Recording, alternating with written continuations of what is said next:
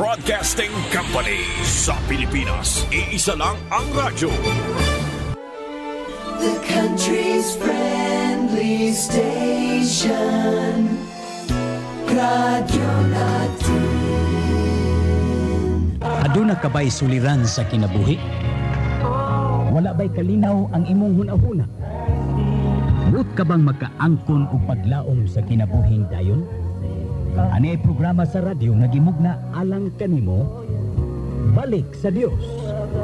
Uban sa iyang alagad Pastor Orly Higiliena nga magasaysay kanimo sa pulong o gahom sa Dios.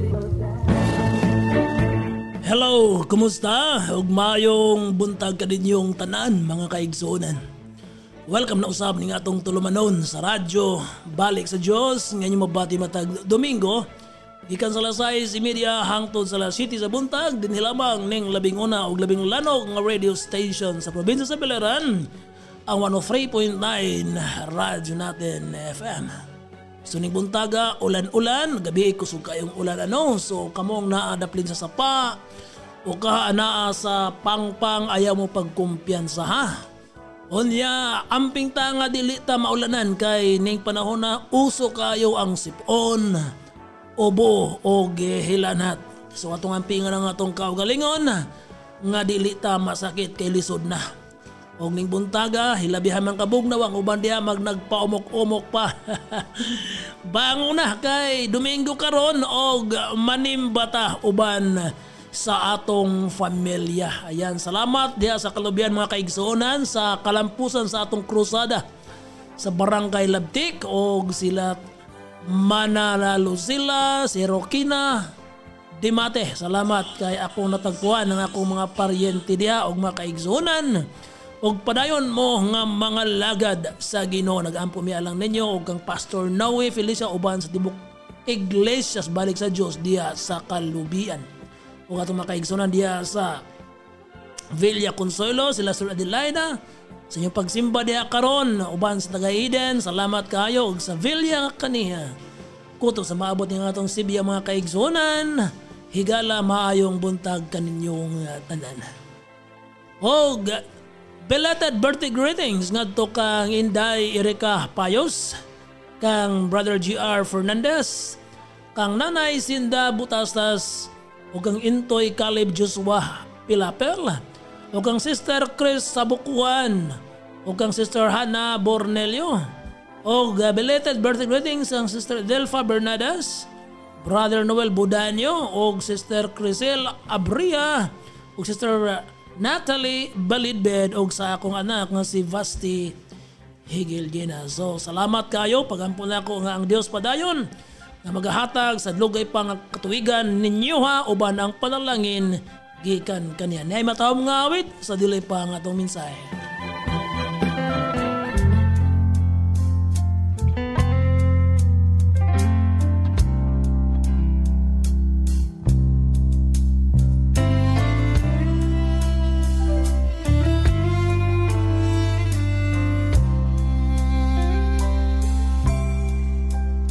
Just suppose God searched through heaven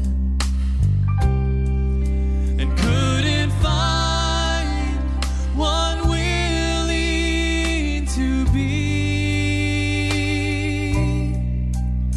the supreme sacrifice that was needed,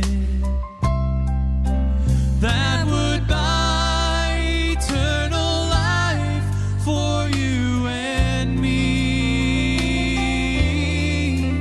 Had it not been for a place called Mount Calvary,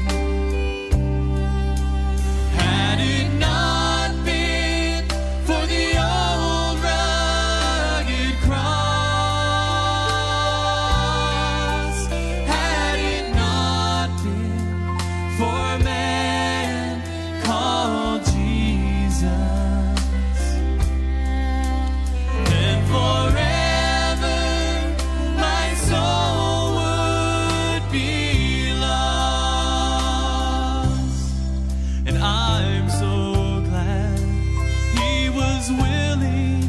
to drink his bitter cup.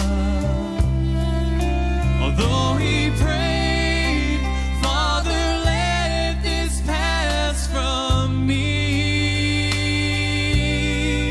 And I'm so glad he never called heaven's angels. From these hands pull the nails that torment me. Had it not been for a place called Mount Calvary, had it not been for the old rugged cross, had it not been for a man called Jesus,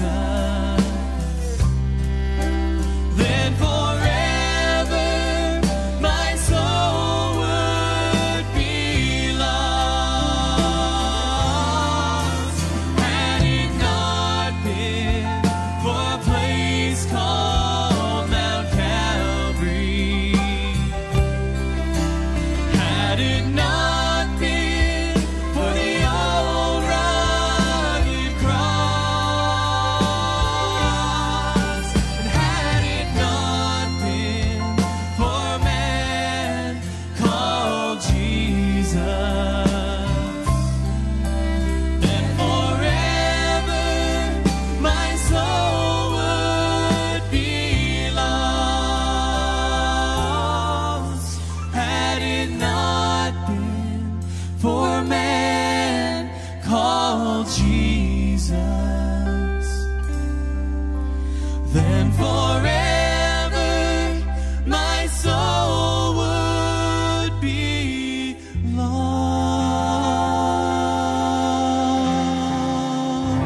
Mauto ang matahom nga awit, had it not been. Mayong pagpaminausab ni Ate Alice and Kuya Nap Durano.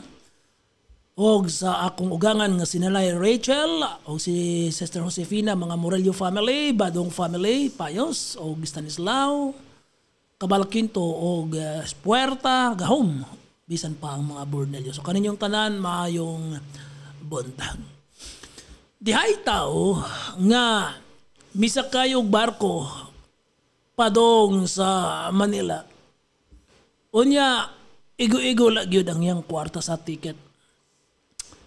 Kaniya tumanggod kining mga to kani kag Manila gikan dinhi sa ato mo donar pa og duha nga tulo ka adlaw una mo abot ka sa Manila kay mahapit mo mas bati.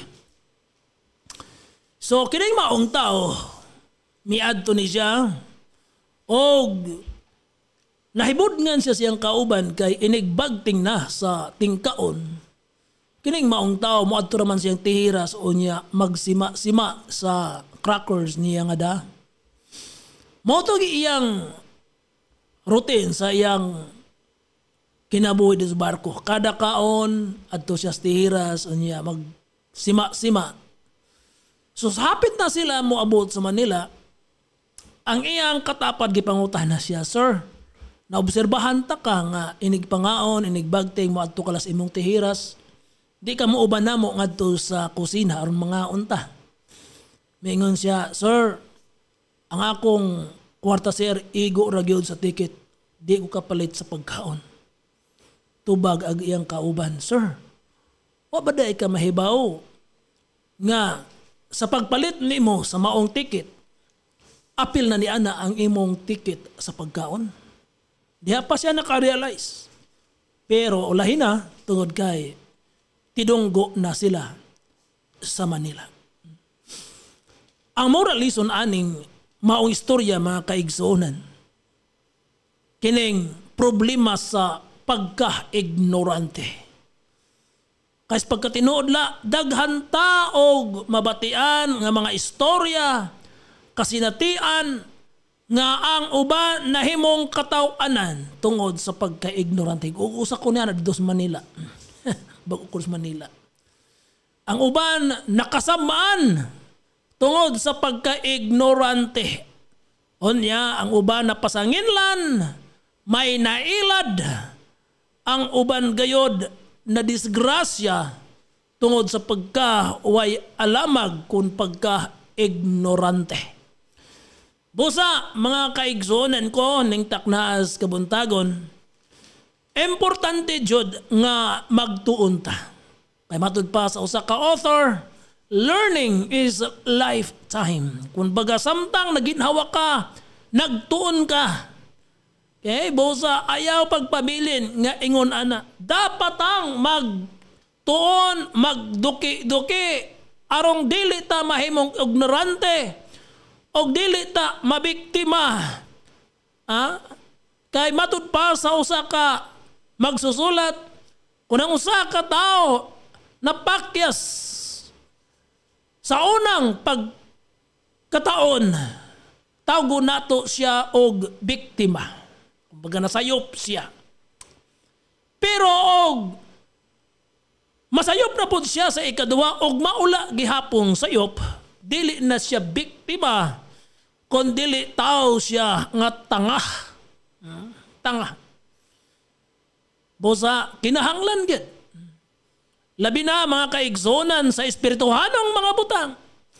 Kay kita haniti ta kayo ni atong kanunay nga nakita gipanginahanglan, pero naay mas dako kaayong butang og importante kaayo nga gusto sa yawa nga magpabilintang ignorante. Kana bitawng ignorante ta sa pulong sa Dios.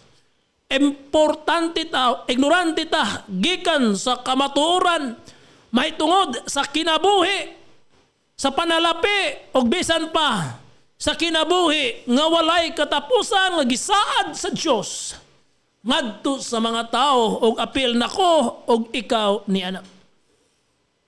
Ang warning sa Biblia diha mabasa nato sa 2 Korinto 4:4 nagaingon, si Satanas ang Dios niining kalibutana nagbuta sa hunahuna sa mga tao aron dili sila makakita sa kahayag sa pulong sa Ginoo. See? Nagbuta. Unsa ang pagbuta sa yawa sa tao? Aron dili sila makakita sa kahayag sa maayong balita. Butaan sila aron magpabilin silang ignorante sa pulong sa Dios. Og tinuod na.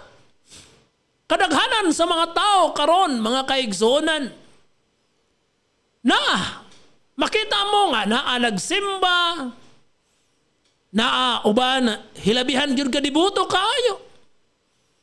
Apan wa gyud sila'y alamag sa pulong sa Ginoo. Dahil panahon nga nag-Bible study ko dinhi sa Naval, ilado ni siya nga panimalay dinhi. Unya mi-attend man siya. Samtang nag-quote ko, nag-abli ko sa Biblia. Unya ako siyang gipabasa. Pagbasa niya, mingon siya, Saba, uy, naaman di aynis Biblia. See? Kadto siya, may claim to siya nga religion teacher sa eskwelahan. She is a retired teacher. See? Ang hambog pa nga nasa Biblia, daghan siya mga sangkap, espirituhanong sangkap gikan simbahan, pero wa gyoy alamag sa balaan nga kasulatan. So sa ako nang giingon mga kaigsunan, master ang yawa sa paglimbong, sa pagbuta arong dili ka makasabot sa kamaturan o magpabilin ka ignorante. Mugamit siyag pundok kung relihiyon, organisasyon, aron lang ilihis ka. Busa, kinahanglan gid ta nga mubuhat sa atong katungod. Kay bisan pa gani na ay mga leader nga akong na batian nga ilang gi-discourage ang ilang mga katawhan kauban sa simbahan nga dili magbasa og Biblia. Kay ang Biblia kuno magbinasa ka makabuang. Nabuang naunta ako, Brother Michael. Kadaghang mga tao kanang si Papa nagbasa man ng Biblia. Mga tao nga religious leaders, Christian leaders nagbasa ng Biblia, busa aya mog tuo diyan na. Aya mog tuo niya na.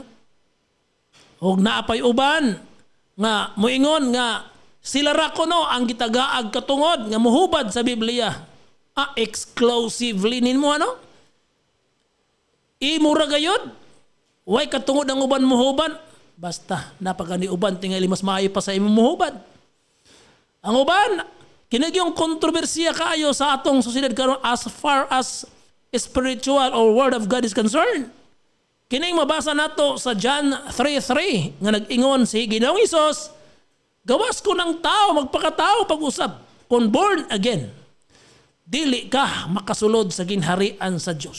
Okay? Except a man be born again, he cannot see the kingdom of God. So ako ning nakita pagkadaghas mga tao nga nalimbungan ani. Ang uban maingon sila nga ang born again relihiyon. Palihog undangan ng inyong pagtuo na katawanan la ng inyo ha. Kay bisag mo nga na mo atong PSA diha ron, dili gyud dawaton nga ang imong relihiyon born again. Kay ang born again mga kaigsonan dili na relihiyon, kon dili kasinatian kana sa usa ka tawo diha sa presensya sa Ginoo nga nabag-o siya. Ang uban ilang yaangan la borod again kuno unya. Nagtudlo sila nga likayan dili dawaton murabag dunay sakit hinuong makatakod. See? Para nila ang ilang simbahan mao insakto ang uban sayop. Mao na ilang kuan diha. So paminaw mo karon ha. Kung moingon ka nga ayaw mo pag born again, ingnon ta ka nga nagpagamit ka sa yawa. Imong limbungan ang mga tao aron malayo sila, mabutaan sila sa kamatuoran. Kung imo tan-awon higala, kining born again, it is Jesus himself, siya mismo ang nagsulti ani. Maingon si Jesus, gawas ko ng tao, matao pag-usab, kung baga mabag-o siya. Ang iyang kinaiya nga hilabihan ka raskal, dautan, bisyut unsa pa na diha, hangtod nga mabag-o siya nga mahimo siyang tinuod nga may Dios sa iyang kasing-kasing, dili lang sa sulti kun dili sa buwat. Dili siya makasulod kung makakita sa ginharian sa Dios. Unya na ay mga tao moingon, mukontra ani nga ayaw mo pag born again.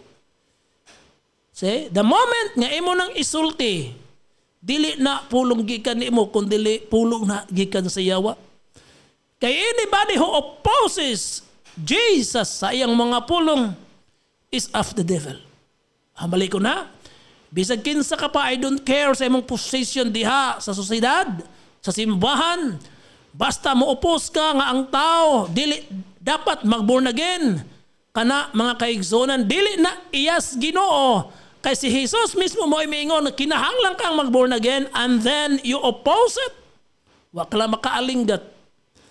Igamit ka si yawa aron ang tao mababagan, mabutaan sa kamatuoran gikan sa pulong sa Ginoo. Okay? Sala ba di ay? Maot ba di ay nga ang tao mabago? Kung ang imong bana para hubog sugarol bajihan, di ba ka moangay?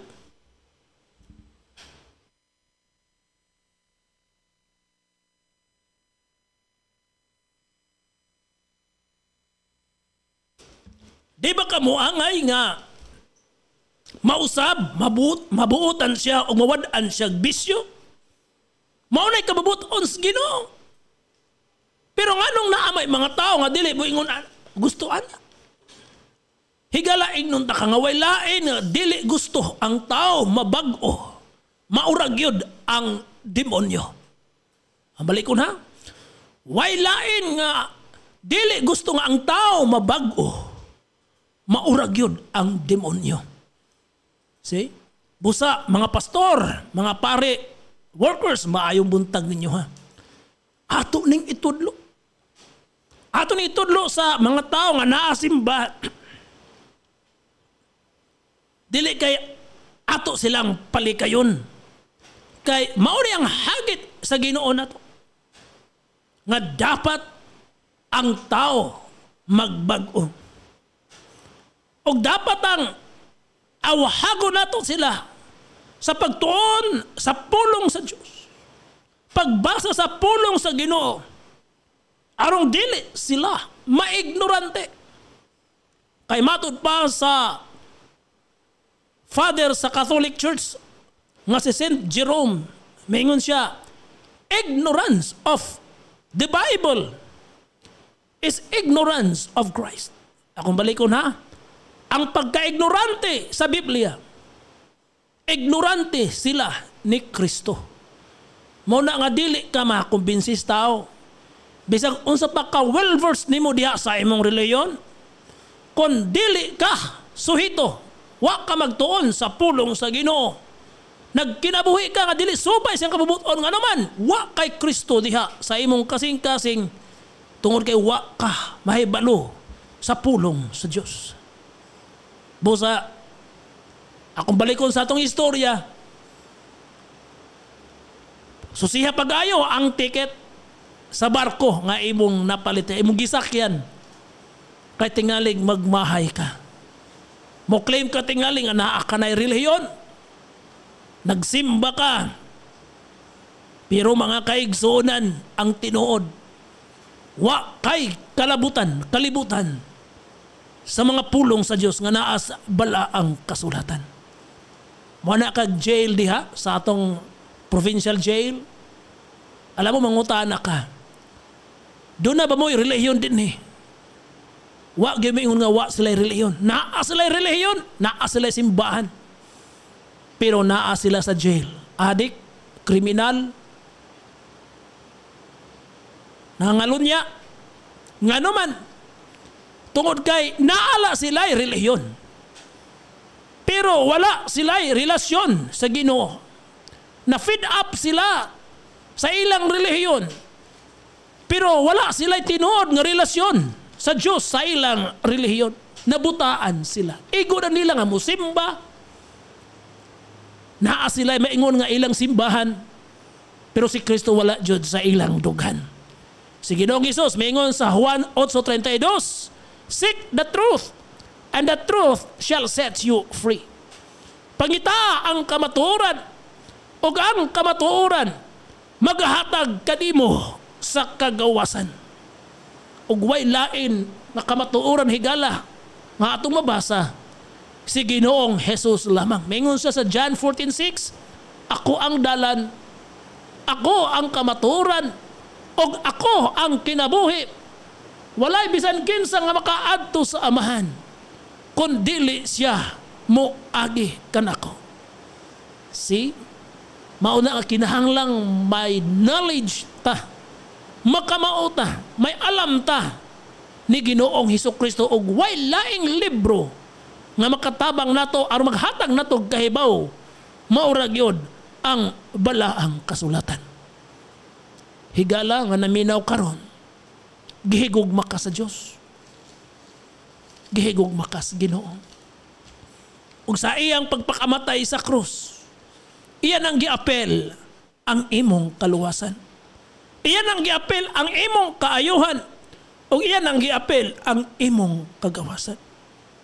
Busa ning taknaas kabuntagon susiha pag-ayo. Namatay, dugay nang namatay si Jesus sa krus. Nabanhaw siya o mibalik nga to sa Ginoo, yang Amahan.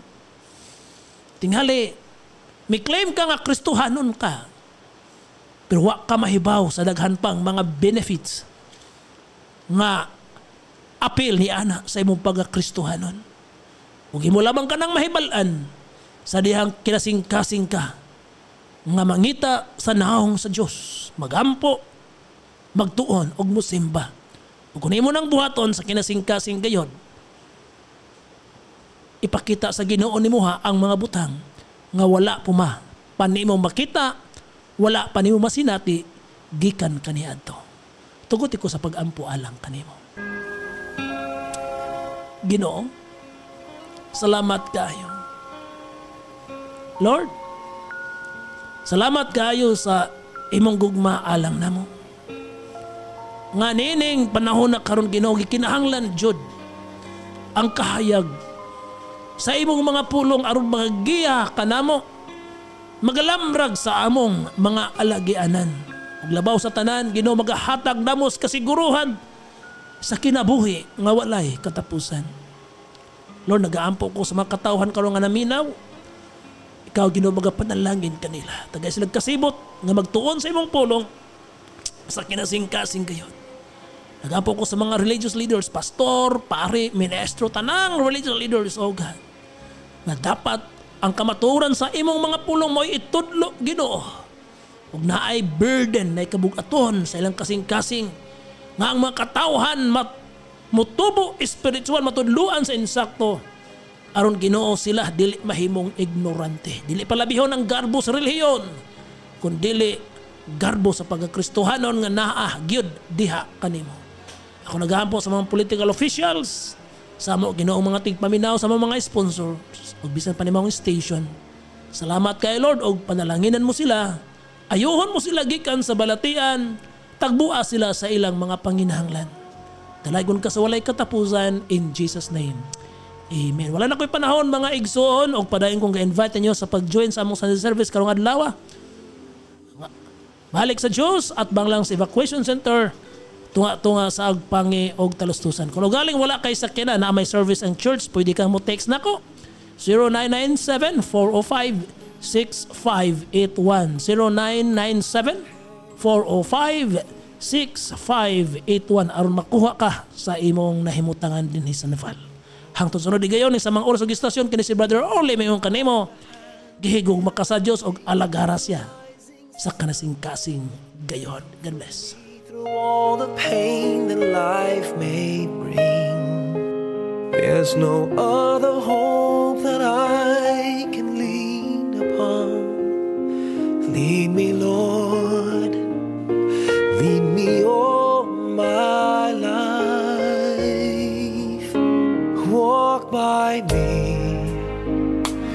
Walk by me across the lonely roads that I may face. Take my arms and let your hand show me the way. Show the way to live inside your heart all my days, all my life.